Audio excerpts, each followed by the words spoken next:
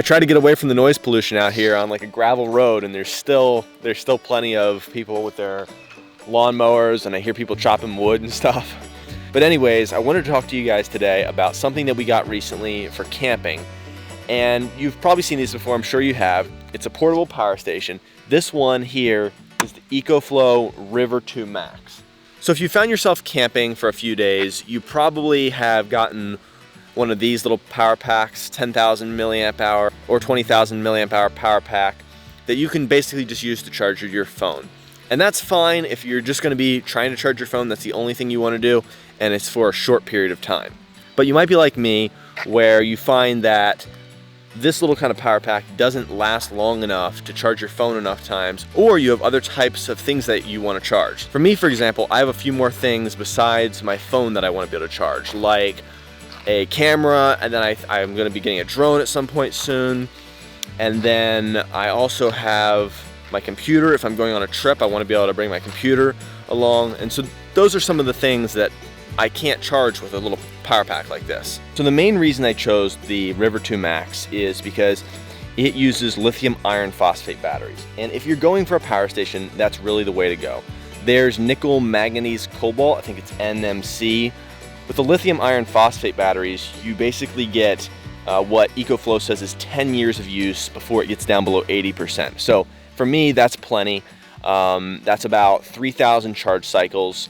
Whereas with the nickel manganese cobalt found in like the Ecoflow Delta series, at least the older Delta series, you are getting maybe about 500 charge cycles before you start to see a reduction in capacity. And that could come pretty quickly depending on how often you're doing these trips, how often you're charging this thing.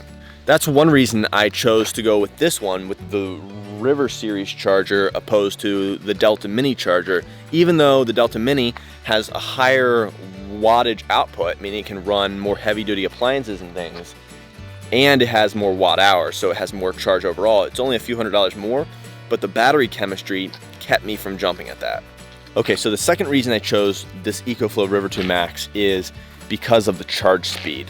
This charger particularly has an app connection where you can connect it over Wi-Fi and you can actually change the charge speed.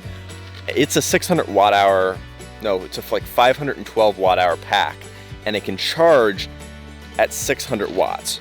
So effectively you're getting less than an hour to a full charge, which means if you're using it for 2 days to charge your drones, your laptop, your camera, your phone, you know, all those different things, you can just stop by a gas station, stop by a restaurant and charge it up while you're eating lunch or, you know, doing something else. You really get 45 minutes, 40 minutes, 0 to 80% basically, which is really just so different from the days of lead acid batteries where you could take hours and hours to charge. You were charging at a very low wattage rate, probably 50 watts, and you charge it probably overnight.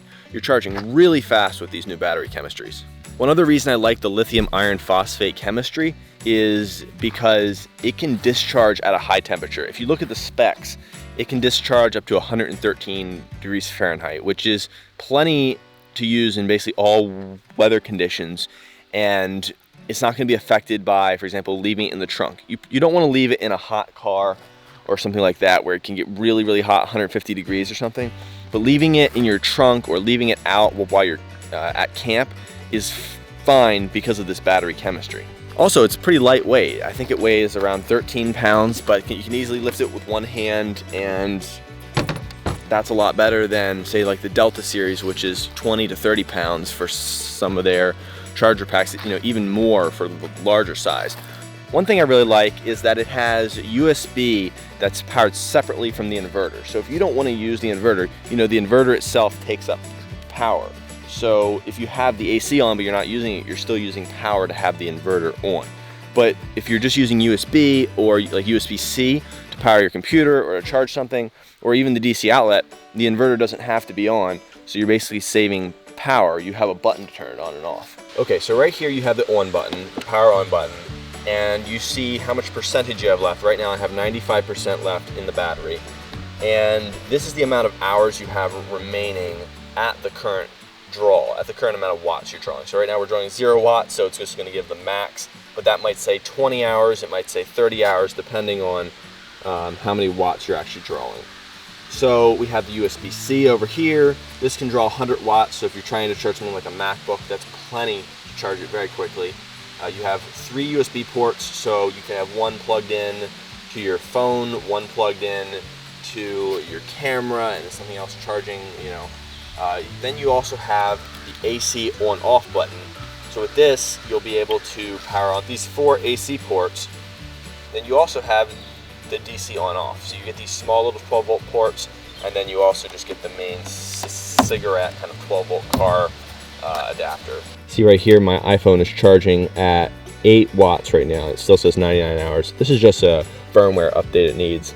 But if I turn on the air compressor, you'll see that the watts will go up and that the hours will decrease. Which makes sense if it's a 500 watt hour pack, that if it's at 70 to 80 watts, it's gonna last 6 or so hours. And in practice, I found that it actually lasts a bit longer than that. I think it usually underestimates how many hours it has left. But it's a great tool though, just to have an idea of like how many hours you have left, depending on all the devices kind of that are connected to it. Based on how much they're drawing, you can kind of just get an estimate. What we usually do is when we get to camp, we'll end up kind of setting up our sleeping bags and our sleeping pads and different stuff like that. But then in between our sleeping pads, we usually put the charger. And when we come back to camp at nighttime, we can plug everything in. We can plug our cameras in. We can plug the computer in if we brought the computer. And we can charge our phones. And we can basically see all the different things that are charging. They can all be plugged in. And it can be like a shared home station, power station kind of thing. We're still dealing with the smoke down here. I thought it went away down here in Maryland, but I see it on the news and it's come back. It's very hazy out here. All the trees, you know, looking through the trees, it's all hazy with the sun coming through them, which is unfortunate because I was enjoying the fresh air in between the waves of smoke.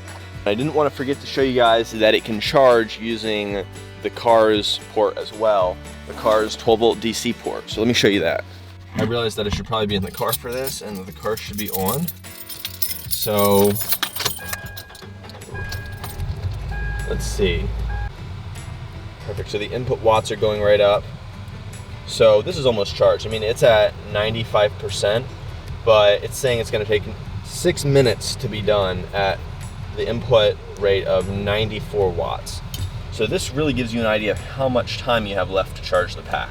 Which again is just another reason why it's so easy to use. You can charge it anywhere. I mean, you're not restricted to charging it at a gas station like I mentioned, or charging it at home. You can charge it in the back seat while you're driving, and it's not gonna take that long to charge. It might take about 4 hours from 0% to charge at 100 watts. So this charger can charge your phone about maybe 10 to 20 times. I know I've charged my iPhone 12 Pro and it's only dropped from 100% down to like 97 or 96% with a full charge. It could charge, based on how many watt hours it has, a MacBook Pro, like a 16-inch, about 5 times. So you get an idea of what it can do. It has plenty of charge. And then the quick charge rate that I mentioned earlier means that even if you do run out of charge, you can quickly charge it with either your car's 12-volt jack, or you can charge it really fast with just the 120-volt charge plug. One other feature I really like to preserve the battery is you can connect it to the app over your Wi-Fi, and once it's connected, then it's paired. You don't need to be connected to Wi-Fi. It'll use Bluetooth after that. But one thing it has is you can change the rate of charge.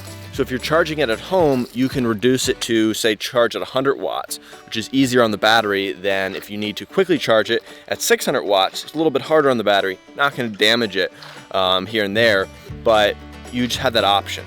The charger also has a really nice ergonomic design for carrying, so it's pretty lightweight already, as I mentioned, about 13 pounds.